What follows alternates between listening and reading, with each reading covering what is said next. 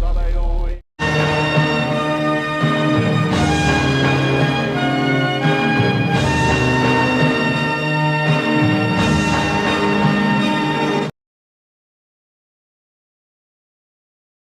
We are living way beyond our means. Welcome to Irish History. On today's video, the Butler Revolt. What was it? An anti-English, anti-crown revolt? No. Well, partly anti-English of the authority of Henry Sidney, Lord Deputy, and his ally, Peter Carew, a adventurer from Devon. But it is more complex than that because it too was a revolt against the 10th Earl of Ormond, Thomas Butler. The men involved are Thomas Butler's brothers, Edmund, Edward, and Piers Butler. Why did they revolt? Because Thomas wanted to reform coin and livery. What is coin and livery? I will get into that soon. The revolt was also against other lords as well. Let's first get into the lead-up of the revolt against Henry Sidney. Henry became appointed as Lord Deputy in 1565, and immediately he aimed to impose his authority over the earldom of Ormond and end the autonomous independence the Butlers had in Tipperary.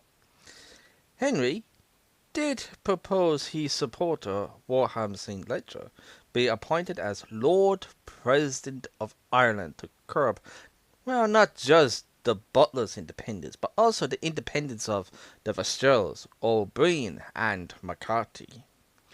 Although Thomas did manage to persuade Elizabeth I to have the presidency revoked. The presidency did happen a few years after the revolt. The Butlers' unhappiness of Henry's interference, to say the least, wasn't unwanted, especially when he gave his full support for his ally, Peter Carew, to reactivate a dormant over 200-year claim of the barony of Idrone in County Carlow, except this was Edmund Butler's main estate.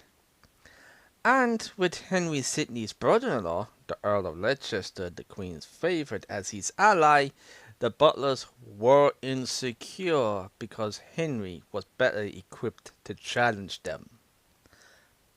But where did it all start, this bitterness towards the Butlers? Well, it started when Thomas Butler was attending the royal court in London aged 13.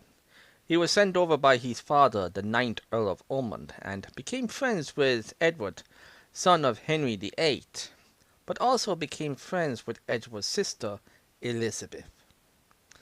So now let's get into the revolt itself. Robert Mainwaring, an English gentleman, was seized in June 1569 at the borders of County Carlow. A noose was forced around his neck, tightened, and proceeded to hang him like a condemned man. Because he was a tenant of Peter Carew, except he wasn't. And there is no account Robert had a noose around his neck at that time, and he was near Idrone. He was near his home in Talbotstown in County Wicklow, and he has a small estate in County Kildare. It's hard to know really why he was took by Edmund rebels, since he had no association with Peter Carew, but all this degradation of noose around his neck was only mentioned in Henry Sidney's own memoir in 1583. And his memoir vilified the Butlers, especially Thomas Butler, because Henry compared him to Satan. Robert was seized under the order of Edmund Butler, but the only degradation was a message sent to Henry Sidney by Edmund Butler for compensation for all such hurts and trespasses. Now, this seizure of Robert would have shocked the government in Ireland, but especially the royal court in London, where Thomas Butler was at the time. But here is the thing. Robert wasn't the only person seized. So was Shane MacTague O'Byrne, a Gaelic leader, and 20 other people. Now, apparently there was attacks happening in the counties of Carlow, Kilkenny, Waterford, Wexford, Wicklow, and Kildare after the seizure of Robert. But the attack on Leek's plantation did not happen. But there were two raids. On the 30th of June in Kings County, nowadays County Offaly, Edmund, Edward, and Piers, along with their raiding party, killed the entire garrison of Ballynoclan Castle, and they left with the cattle and set the surrounding area ablaze. And on the 5th of August in Queen's County, nowadays County Laois, the brothers attacked an independent Gaelic leader, Fitzpatrick, in Upper Orosy. These were military targets, even though Henry in his memoir mentions it was to commence discriminate killings of the English in the plantations. It wasn't. Even though the brothers tried to make a dent at the garrison at Stradbally under the command of Francis Cosby, they couldn't and never attacked the English settlement in Leeks. As for Robert, compensation was paid more than likely because he was a free man on the 18th of August and returned home to Talbotstown. The areas that suffered the most in the rebel campaigns were the Anglo-Irish areas in Kilkenny, Carlow, and North County Wexford. Now, did Thomas know his brothers were going to revolt? I doubt he knew what his brothers were planning, but would he be surprised? He'd probably be the last person to be surprised. Now for coin and livery and Thomas' reform of it. Coin and livery is to recruit and maintain a private army and protect the frontiers of the Lord's territory.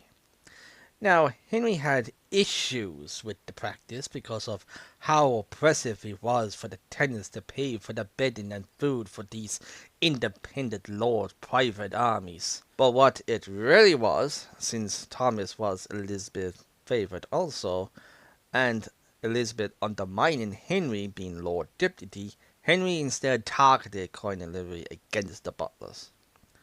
Doesn't mean it wasn't an oppressive system, coin and livery, to the tenants of rival lords, which these lords often take part in raids and private warfare against fellow Anglo-Irish lords like Desmonds and Irish Gaelic lords like the Kavanaghs, Morines, and others that border the earldom of Ormond. Now, for the reform of coin and livery, Henry put pressure on Thomas to abolish it. But with enemies around his borders and his brothers protecting the borders and reliance on it, Thomas was going to have a hard time, but apparently he too agreed it was a racketeer practice, although he was reluctant to commit to the reform in case of the challenge by Desmond. But the first steps came by minimizing coin and livery in his own lands in 1561. So he leased and promised to not charge his tenants at Danesford Manor in Kilkenny for maintenance for his troops. Also, he sought to limit his tenants-in-chief, imposing charges on subtenants. Now, feeling confident to do a full regional reform of the practice, and Butlers and Fitzgeralds put their differences aside, in 1564 Thomas created a proclamation to remove coin and livery from the Liberty of Tipperary. Local landlords were given a month's notice to cease the practice, and from the 1st of August, which eventually began new defensive arrangements and created an Elizabethan-style militia system. All adult men were expected to be available to form an auxiliary army, which would be formed 4 times a year, and the soldier would pay a meal for himself. Henry did his own proclamation in the mid of 1566 in Kilkenny to outright abolish coin and livery and condemning Gaelic poets, because these poets were celebrating the military prowess of the Butlers. Now for part 2 will be the 3 butlers march against the law, for they have rebellion in their mind. Slaughter.